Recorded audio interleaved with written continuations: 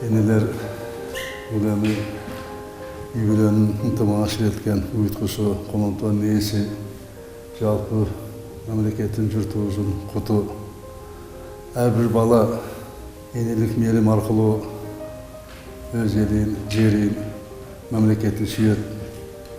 Мекенге болған атолдық сезім, енеге болған сүйден басталады.